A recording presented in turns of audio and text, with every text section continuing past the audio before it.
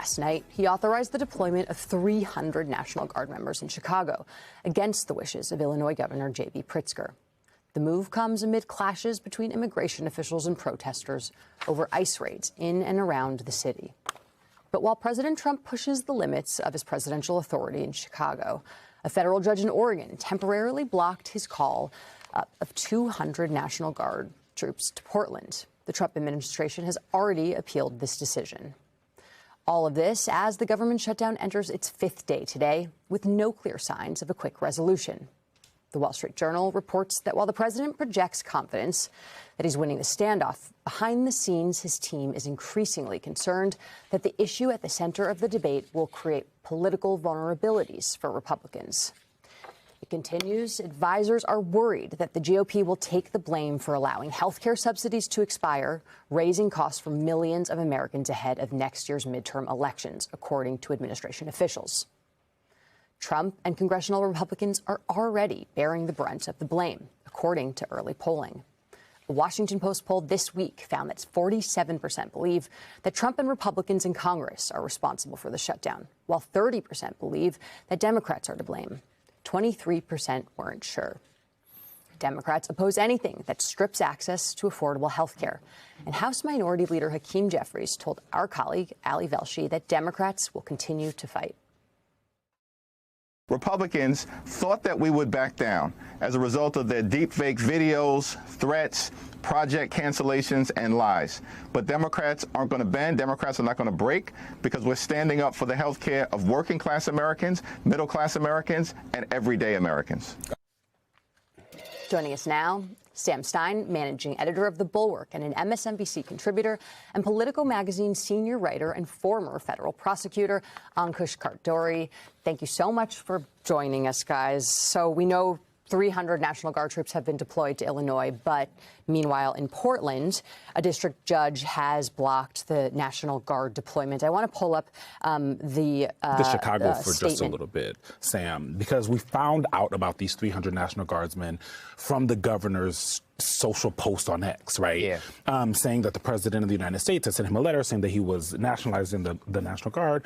When you look at kind of the loggerheads that ends up happening when these governors say we don't need this, and more importantly, they say that it's a show, it is a show of force, it's trying to get the American people used to folks in military garb on the street, and it's not actually about crime or immigration. We're 9 months into this. This has happened over and over again. Which message do you think is winning out with the American people? Well, it's tough to tell. I mean, I think from a polling perspective, I guess, Trump still does fairly decently on issues of crime relative to the other issues, right? So you can make the case that this is ground that he wants to be on. At the same time, I think there has been a real revulsion to some of the tactics and the rhetoric that they've used. You can see people recoil at the idea of military in the streets. You can see, frankly, there's been internal communications that have leaked out into the public where they themselves are a little bit uneasy about it. There's this kind of fascinating piece yesterday in the Star Tribune, Minneapolis Star Tribune, where a reporter got access to a bunch of text messages, just took photos, the source took photos of them.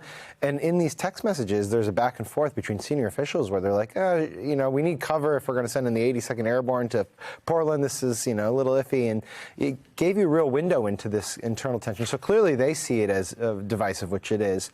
But ultimately, you get the sense that the administration does want to have this fight. I mean, it doesn't really take much to get that sense, because you can watch the Twitter feed of Stephen Miller, for instance, and he's talking about, you know, there's a terrorist attack on this country and we have to go after it. And, you know, then you have Kristi Noem doing live streams of her touring Chicago.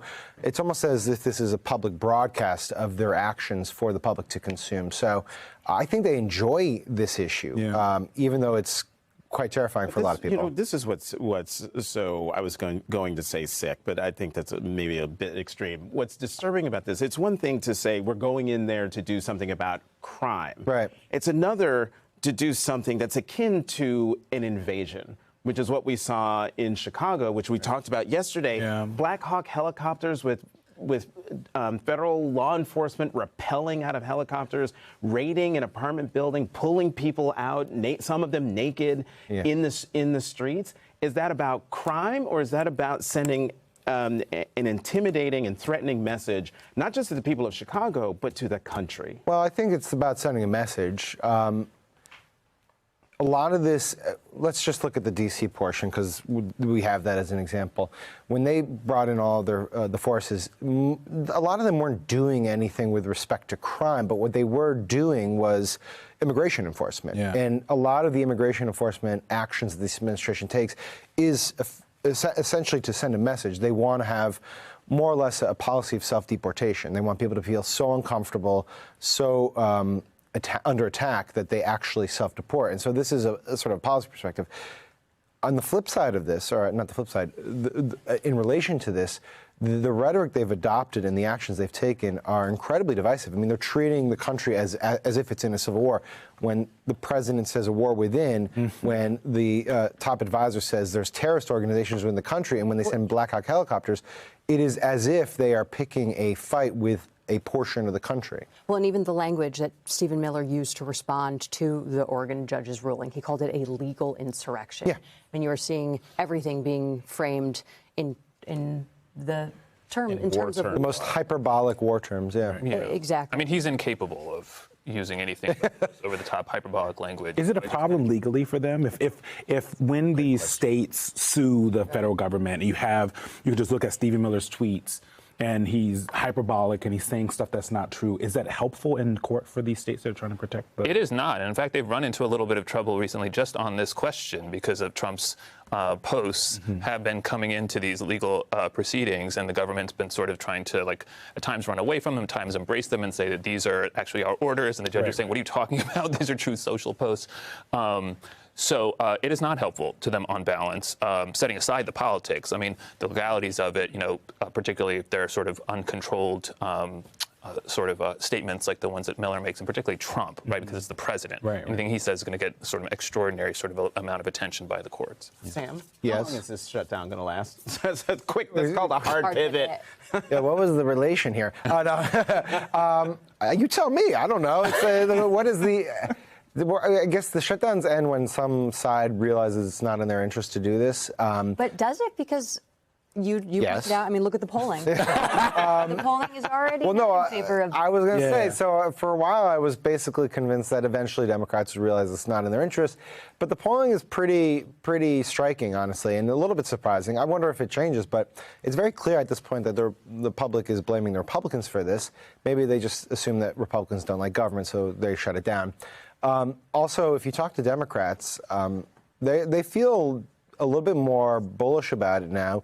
Not because necessarily they think they're winning, although they think it's better than they thought, but because they do believe that they're setting up this situation where when these premiums go up because of the subsidies getting lapsed, they're putting more attention on this issue than has ever been put on the issue. Yeah. And when it does happen, it's very clear now who's to blame. And in a nation already fractured by political division, President Trump's latest move has reignited a fierce debate over power, law, and democracy.